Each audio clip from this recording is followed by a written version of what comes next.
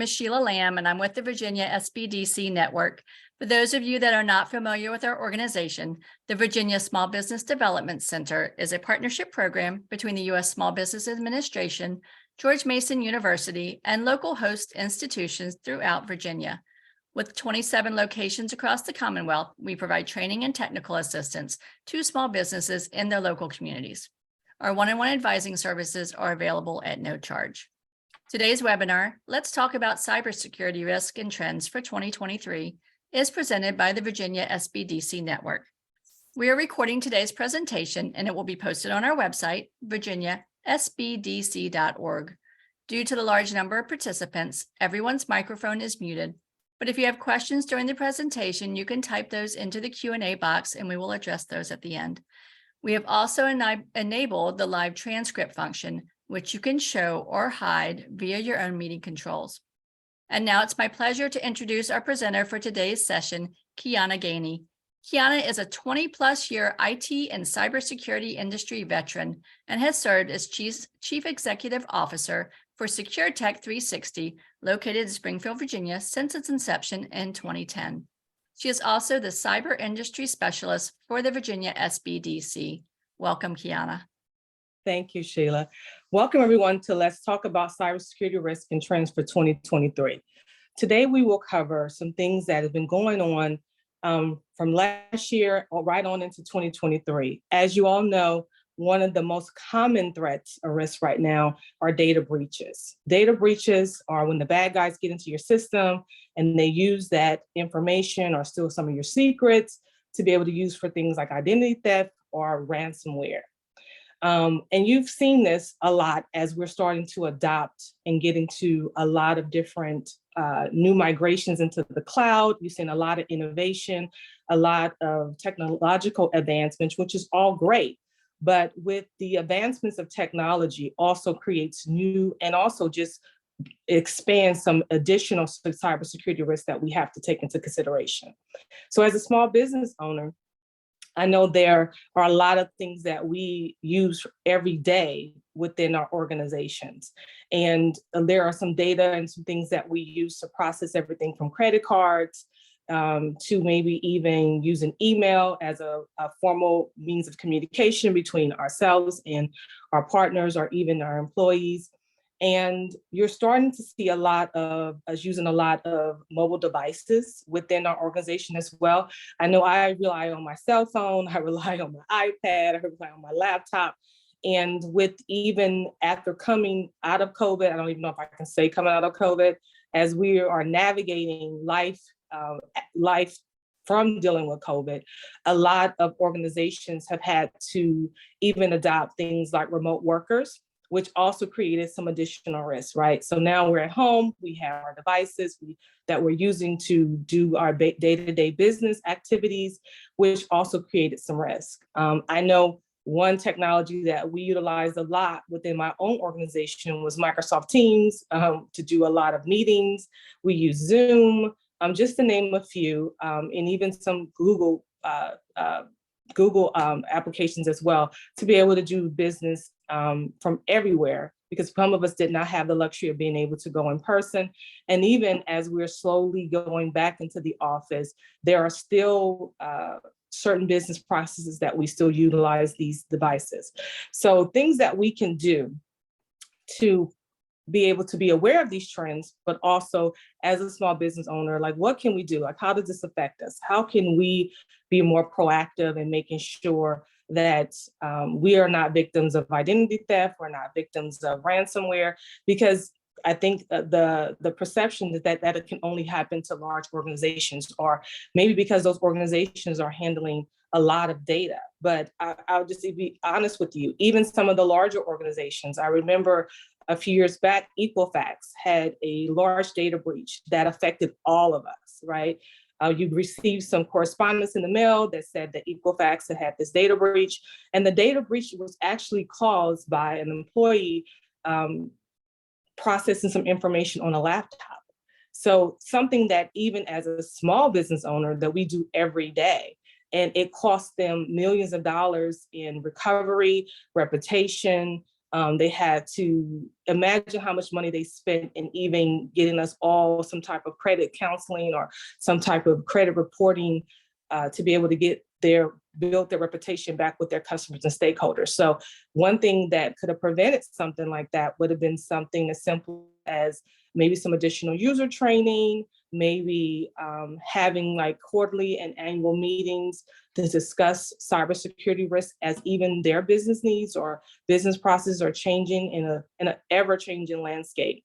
The thing about technology is that it also has been a great advocate for a great way for all businesses to be able to conduct business. So even though we're not as large as Equifax, there are things that we can do every day, or even just promoting a culture within our own environments that our employees are aware of the cybersecurity risk and trends for 2023. So simple things you can do. If you have a staff meeting once a week, add a line item where you're talking about what risks are pertinent to your particular business structure. If you're in the healthcare field and you're processing personal data, or there's information that you are either storing, retrieving, or are responsible for, what can you do as the person that's the business owner, and even how you can get your employees to adopt those type of culture is to be able to have discussions around it. Every day, I watch the news for one or two reasons, to see what's going on in my world, but also to understand, like, I wonder how that's going to affect the world around me, and even in the business of cybersecurity, because it is part of my business. I'm always trying to stay on trend on what different risks are pertinent to my customers, to my clients, and even to my own small business. So one thing I have said, without all the gloom and doom, with some of the current trends, you're seeing a rise in multi-factor authentication, which is great, because that is a countermeasure that you can put in place to help stop or even combat or even assist with identity theft or ransomware, because you have to prove your identity. So we've all used it, and you're starting to see it. Even some things that we use and process every day, where they send you a code if you're trying to log into even today I will log into my Amazon, and because I'm in a different area, it triggered something within their database to send me something to say, hey, we're going to send you a code to your email, and then that code, or to your email, or to your smartphone, able to take that code and put it in, and then I was able to have access. So you're starting to see that even in everyday things like shopping or in our everyday lives, you're seeing the bigger organizations taking the lead in using things like multi-factor authentication. In addition to smart devices and more adoptions in the cloud, and you're starting to see us expand using things like multi-factor authentication. With the rise of Internet of Things, which I like to call everything that has an IP, I know it's very exciting. I have a Tesla, so my car is a part of it. One of my great friends just purchased a refrigerator, and the refrigerator actually sends her notices when things are low in her refrigerator. I mean, great.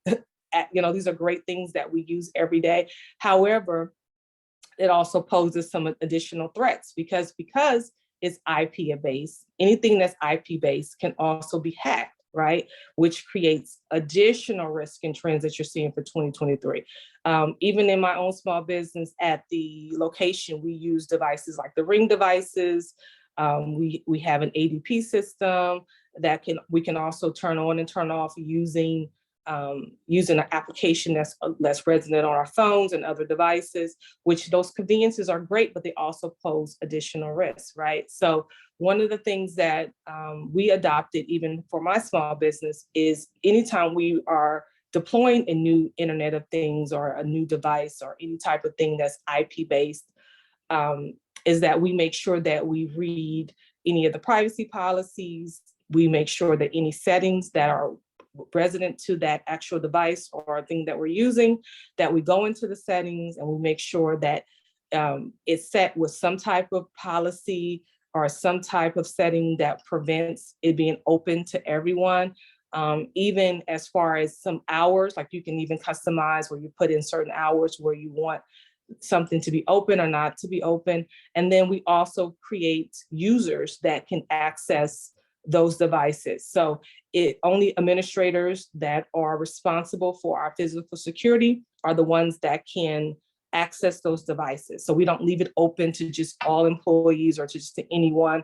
So those are just small things that you can do as well. So I know a lot of times that's the first thing that comes to mind. And you're like, hey, I have a small business. I utilize a lot of these technologies because they make my life easier. And I don't really have a second or third person to assist with, staying on top of some of these things. And I'm saying to you that even as you're taking it out the box and you're unboxing it, use that opportunity to make sure that you're reading the fine print. If there is application of some sort that you have to use on a mobile device, if there's any information about their security settings, join any user communities that are using those devices, because you'll be surprised that I am an advocate of Google reviews. I'm an advocate of doing my own research if I decide that I want to, adopt a new technology within my organization to see if it's a good fit. And then users will tell you if something happened. You're starting to see, even on the news, they'll have like specials where, people were getting into Zoom calls, or people were trying to get in on using Ring devices.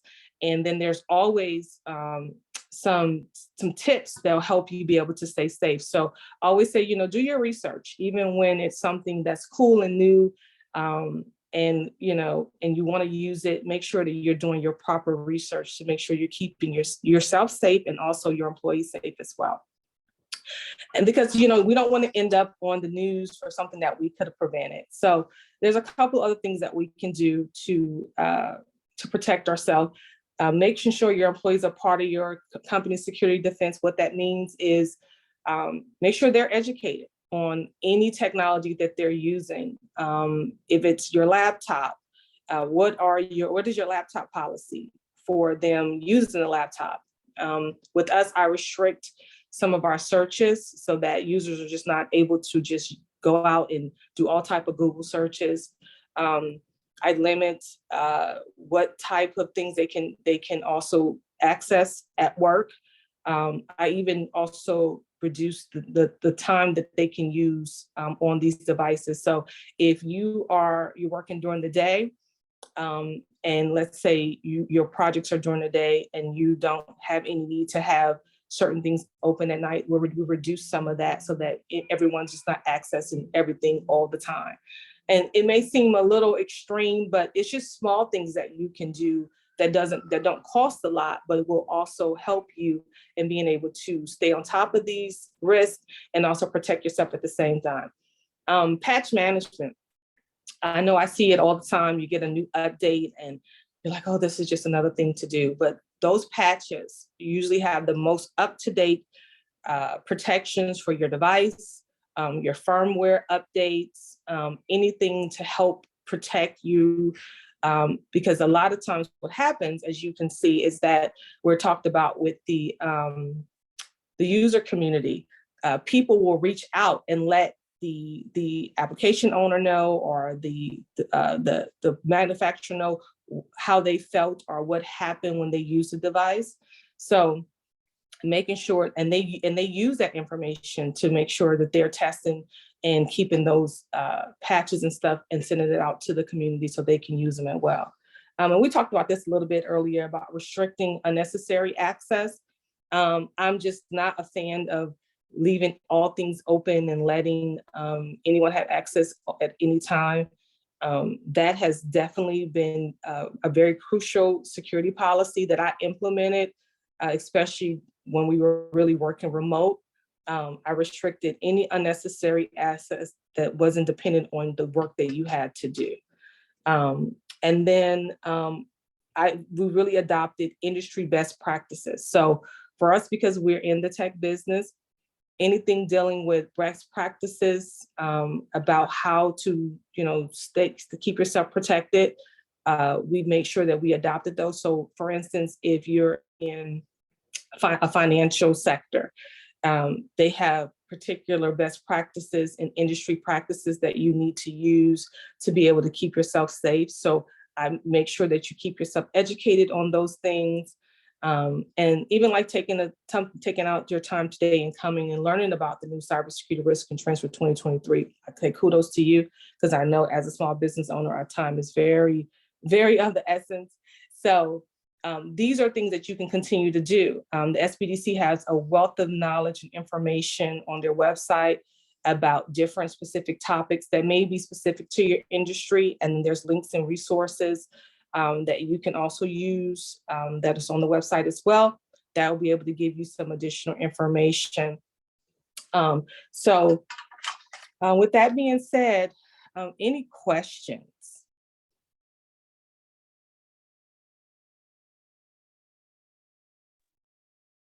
Okay, let's see what we have here. So one of the questions was, can you explain what patch management is?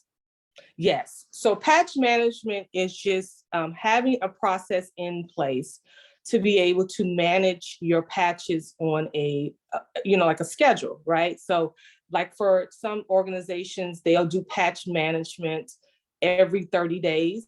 So let's say you're using Microsoft products and Microsoft has come out with like 7 new patches. So instead of just deploying all those new patches at one time, you test those patches in a more, organized manner, and then you put together a schedule on when to do those patches.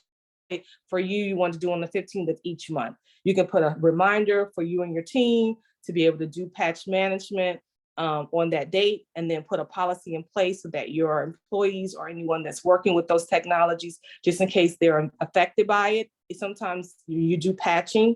Your user community should be also informed that you're doing a patch so that they're affected by it. And let's say they come to work the next day and like, hey, did something happen yesterday? Did we get hacked? Did something happen? No, it was communicated that we were going to be doing patching on the 15th of this month. This was our window that we took down a server or we added a different patch, and maybe you'll come back and there's a new window or something looks different. Then they're aware of it ahead of time, so that they don't, so that you don't, cause panic where it doesn't need to be. Okay. So one of our attendees asked if you would be talking about blacklisted domains at all. So I can address it. So with blacklisted domains, just has a sound, anything that's blacklisted. So if there are certain domains, I think I talked about a little bit about having restricted access or making sure that your employees do not go to certain domains. There are settings within your internet browser, or even that you can put, if you have like a larger organization and you have a way that you can put it on your servers, where you can put a certain amount of domains that you do not want your employees to go out to, right? Are there maybe things that you find that, for instance, if you went to a website and the website had something on it that you didn't want to see or was not what you thought it would be, then you should add those items to the blacklist domain so that you don't continue to go back out to those domains to introduce additional risk, because hackers have gotten very crafty. They'll make things look very similar to what you're used to, and they'll give you a link and have you go out somewhere else. And then once you realize you're there, you're like, wait a minute, I was here to buy Tupperware. This doesn't look like Tupperware, right? And then you also even see, like, even in your emails, anyone that does government contracting, a few days ago, the sam.gov got hit with some type of attack of some sort. An email came out to everyone that was in their email database, and it looked just like sam.gov. It looked exactly like what you would normally get from them. And it was saying some type of weird message. And because the user community started responding back, and a lot of times it's almost to the point where you almost have to pick up the phone and call the organization and say, hey, are you sending out this email? It looks very similar. It has information that I've seen from your organization before, but it's always something about those emails that it gives you that something's off, right? So always say, it may seem a little old school, but I'm old school in some of my practices, even though I believe in technology. Pick up the phone and even sometimes go to their direct website to see if there's something posted that says they're having an outage or there's a problem, because the more that we communicate as a community that something's going on, then the less we can reduce some of these risks and trends, right? So because the user community responded right away, I saw emails from all different partners that said, hey, there's this new email from sam.gov that's coming out. This is what it looks like. Do not click, do not forward, do not do this. And because of their quick response, and that was another thing I don't think we touched about being proactive, is when you are staying on top of these trends and you understand the different risks that are maybe pertinent to your organization, it's important that you assess the risk that is pertinent to your organization, right? And then have some type of incident response plan about what to do in cases like that. And then who to call.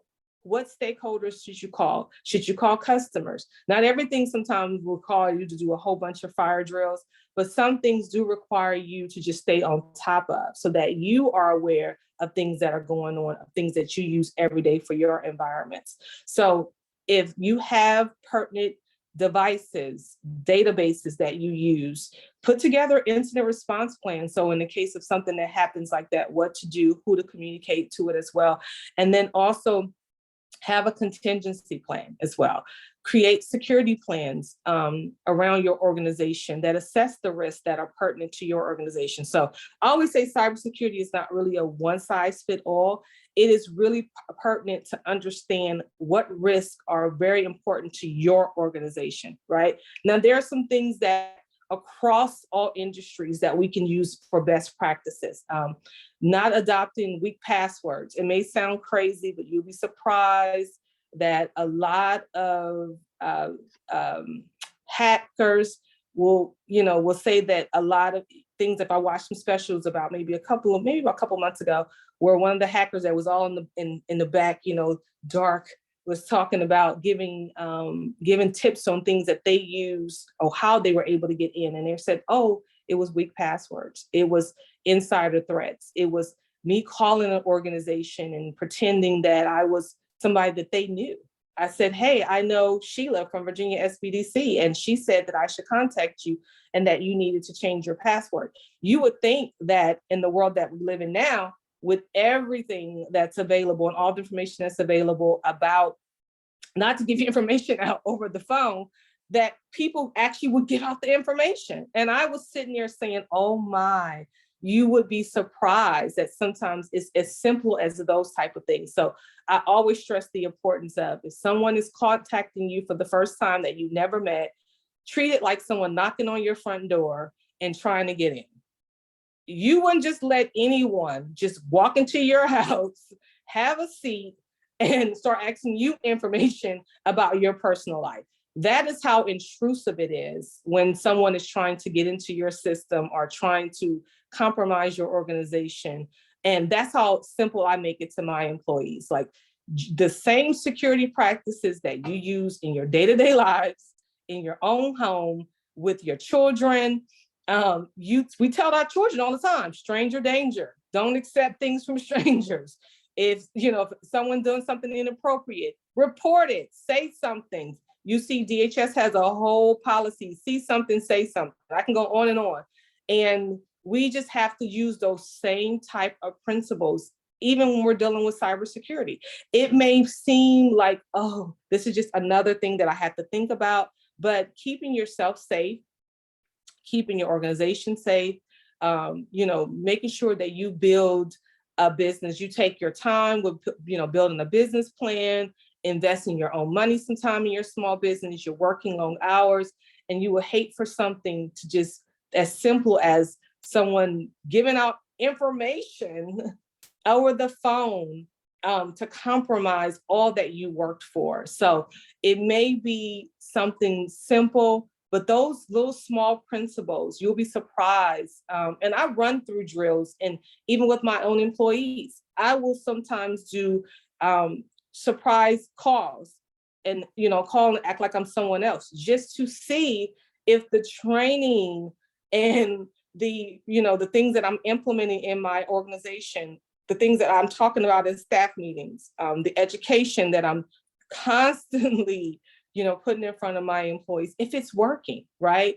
So sometimes, even though you make all these wonderful policies and you put them all in place, you have to test them. And then you also have to, have the conversation, because sometimes, it's not human nature for some people that, you have that's, I would say, that other population of people, but most humans don't, intend on having something malicious or do something malicious or harmful. But sometimes we just get forgetful. Sometimes we just, it's easier just to say, okay, well, the person called, I thought it sounded a little off, but because it was something that was familiar to me, I was going to be completely honest with you. Even for myself, I used to do a lot of incident response testing, and I would go into organizations and we would do drills, and you would be surprised that a lot of times it was not people that were doing anything harmful. It was just things that they were doing all the time. I just left my password under my desk. I would go and say, "Is this your password?" Or it would be something as simple as, their visitor logs. I would say, "This person signed in as Mickey Mouse. Did you see that this person, I don't know when Mickey Mouse came to your organization, but someone signed in as Mickey Mouse. So how often are you checking your visitor logs?" It'll be simple things like that. And they're like, "Oh, I didn't get a chance. I haven't seen it in a while. I didn't, and it's like making sure that they're aware that although we think that everyone has good intentions, because of the amount of financial gain that some of these hackers are receiving for ransomware, and even, and I always say, as small guys, don't feel bad, because the larger organizations are also having a hard time with this as well, right? Their information is being taken from them, and then they have to pay thousands, sometimes millions of dollars to get it back. And it was maybe sometimes simple things like patch management, having stronger passwords, implementing things like multi-factor authentication. And as you're starting to see that the culture, that technology is not going anywhere, right? It's advancing every day. You're seeing the adoption of cloud, you're seeing artificial intelligence, you're seeing that the Internet of Things is just taking off like never before. Everything almost has an IP. Almost everything has an IP. So I know I went long-winded on that question, but I can kind of get on my soapbox about that. Well, we did have another question come in. That was awesome. That was very informative. So the question is, what if I accidentally click on an attachment? Then what should I do next? Oh, right. Oh, yeah, that one's hard, because it depends on what type of attachment, what it could be doing possibly in the background. But if you have, and this is where we talk about the incident response plan, if you have something in place and you have someone, because I know everyone, even though we use technology, doesn't mean that we're just automatic technologists. It's just something that we have to use every day. If you have someone that's more technically inclined, that's in your organization that can help, say, "Hey, I clicked on this attachment. I'm not sure what happened." Report it. So I always say the first thing you can do before you do anything else is report it. You can report it to maybe your supervisor or whoever your supervisor has deemed as the person or the point of contact, or someone that's in your organization that has some information or knowledge that can assist you. Because sometimes if we start trying to do things and undo what we've already done, we can make it worse, right? So the biggest tool and the biggest resource that you can do is to be truthful, honest, and to report it. And then depending on what was going on in the background or what your incident response plan states that you should do, then you should take those steps. All right. Do we have any other questions? Anyone that's on here? I also would like to apologize for the slides not being put up. and I will take full responsibility for the technical issues of not being able to get those to load correctly. But they will be included in the follow-up email, so you will have the slides. Yes. And on the slides as well, there's some additional resources and links to be able to continue this conversation even after the call is over. And then there's some contact information to get in contact with the SBDC to set up any additional counseling or things that you may need particular to your organization. There's also a link to the website, like I talked about, that has some great information. There's a lot of our past webinars that are there that may be more, that can give you a deeper dive, because sometimes, once we start the conversation and now you're starting to think about different things, they may be specific topics for your organization or things that we talked about. I know there's some great information about incident response. There's some great information about putting together a security program or a plan. There's some additional resources that we have available at the SBDC that to help get you started. Because sometimes I know that's the biggest thing is, how do I get started? I heard some great information. I have all of these new Internet of Things objects that you're talking about. I have some remote workers. We're using laptops. We're using Zoom. We're using all these different things. So there is a lot of information out there. The FTC, the Federal Trade Commission, also does a great job. They have a lot of templates as well as information about how to put together some of the artifacts or some of the documents that I talked about today about putting together a cybersecurity program. The SBA also has some great resources as well. The IRS, you'll be surprised, the IRS has gotten into the conversation as well. FBI has gotten into the conversation as well, because when you start talking about data breaches, identity theft, ransomware, these have been things that have been affected massive populations that the FBI and other folks had to get involved. Because usually if it's something that large and massive, then I always say the big cops, I call them the big cops have to get involved to be able to, stop things like this from happening. Even for our larger and our smaller organizations, you're starting to see trends where there are folks that work with larger organizations and they attack smaller organizations to be able to get to the larger organizations. So making sure that if you have certain partnership agreements in place, that you understand the role that you play. You're starting to even see trends where smaller organizations are now having to do supply chain risk management process and procedures. So if you are in logistics and that's your wheelhouse, you're starting to see a lot of different mandates that are coming out. Even the current administration has had some great webinars and also a lot of information out there about cybersecurity. President Biden actually signed a cybersecurity infrastructure bill over the last couple of months. So those are positive trends. I like to always end with something positive. So cybersecurity is now becoming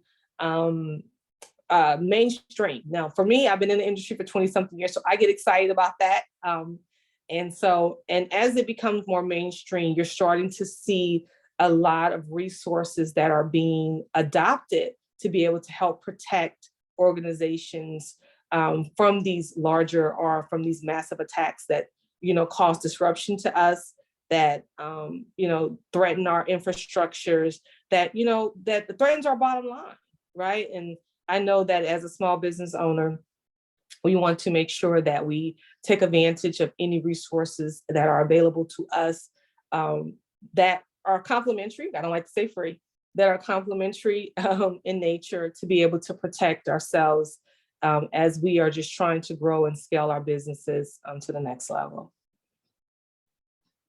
Well, great. We might have had, let's see. We did have another question pop in. Okay. If you're an entrepreneur and do not work at a company to report an accidental click, this is probably a follow-up to that last question. Is there a tool to download? So great question. And to be quite honest with you, every click is a case-by-case basis, only because you don't know what is happening in the background. However, you do have resources available to you as part of a larger user community, right? So if you find yourself in a situation where you have clicked on something and you're not sure what's happening in the background, one or two things you can do is you can simply, and I don't want to say this because it depends on the case by case, because sometimes even if you shut your computer down, that can actually make it worse. That could be the intent of what the attack was to do. So the best thing I can really say to you is that if you have another device or machine that's really available, if you could either just start researching to see if there are similar incidents that's happened and what things that people did in the past, because every cybersecurity is almost like a point in time, but it's always a case by case basis, right? So it could be a new threat that's out there that could be like something that is, that's taking out multiple applications or devices. And usually they'll have people that will, write to say, hey, I clicked on this and this happened in the background, so do not do X, Y, and Z, right? Or it will say something like, don't shut down your computer because it could make matters worse, right? Or it could be as simple as don't forward that out to anyone else, because that was the intent of that actual threat. That threat was to be able for you to reply back to it so they know, hey, oh wow, we got someone. Or it could have been forwarded out to this one so that we can take out everybody in your contact list. Or it could just be different things. I mean, the type of threats that are available, the type of threats that are on the marketplace right now, or that's within the current posture is unbelievable. And I have seen everything from a click take out a whole organization to a click just destabilizing one computer.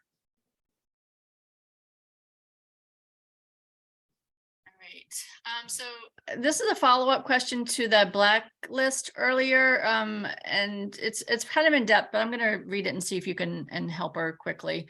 Okay.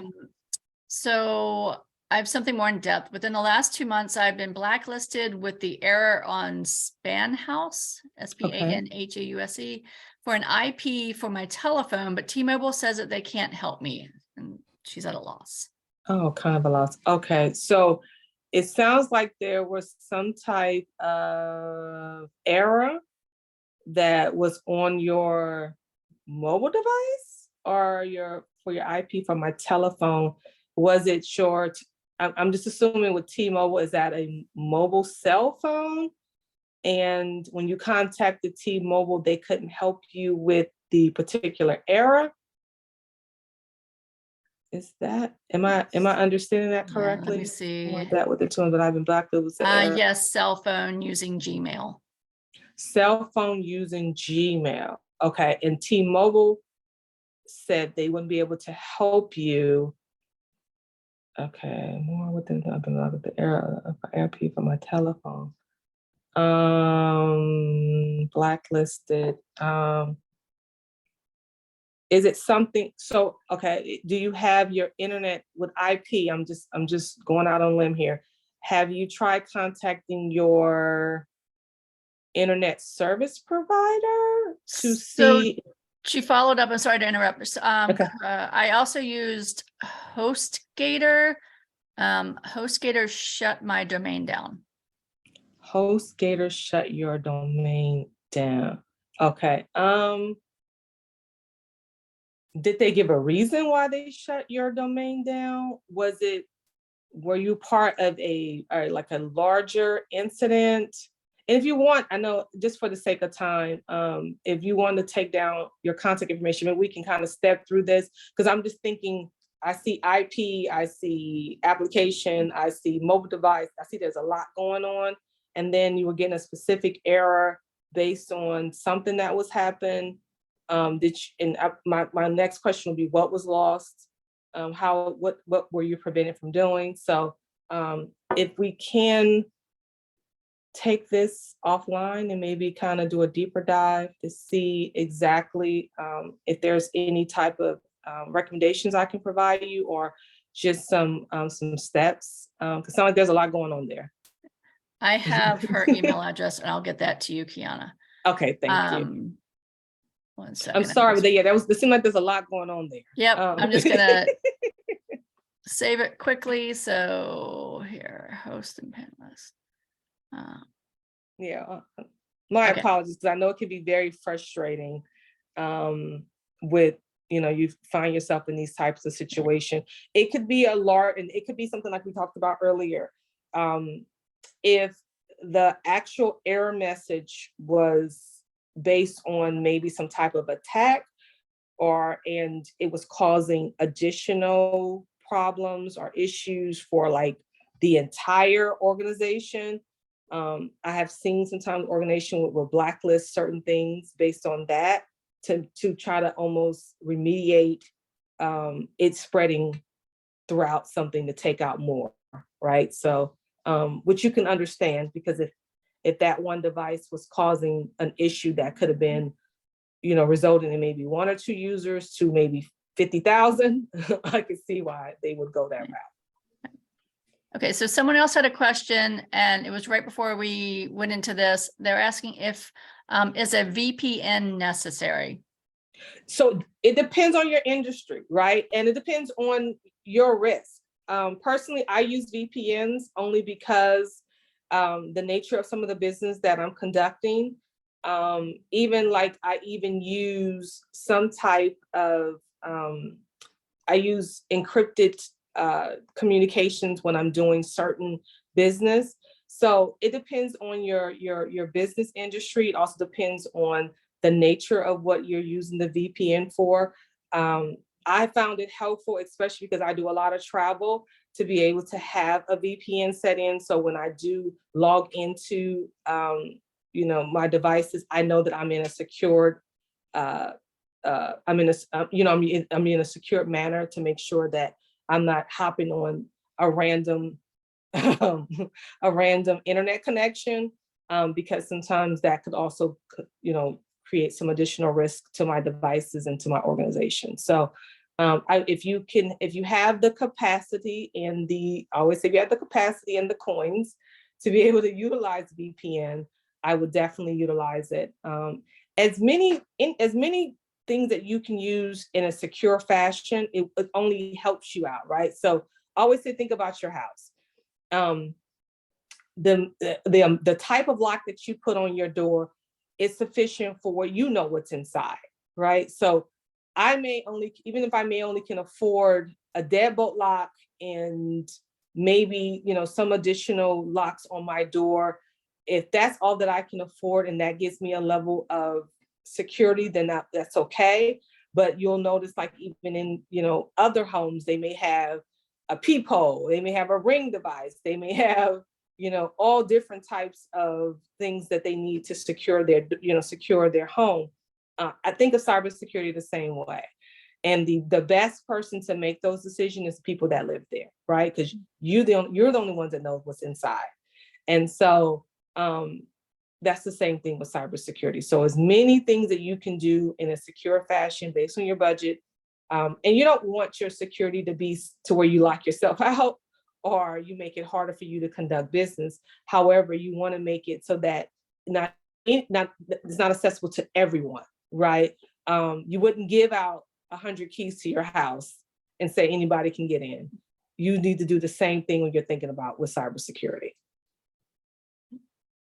All right, I don't see any other questions, and we are coming up on an hour. Okay. So I think we'll finish out here. Kiana, this has been very informative. Thank you. You're welcome. Thank you. So, and I want to thank everyone for attending today. And like I said, these slides will go out. The ones that you did not get to see today, they will be sent out with all that wonderful information that Kiana put together for you. So you will also, in that email that you receive, you'll also have a link to this recording. And if you would like to sign up for upcoming webinars or access recorded webinars, please visit virginiasbdc.org/training. This webinar and other SBDC resources are designed to be used in collaboration with your local SBDC advisors. You can sign up for free and confidential sessions by emailing help@virginiasbdc.org or via our website. And we hope to see you all at our next session. Take care, everyone. Thank you. You guys been a great audience. Mhm. Okay, bye-bye. Bye.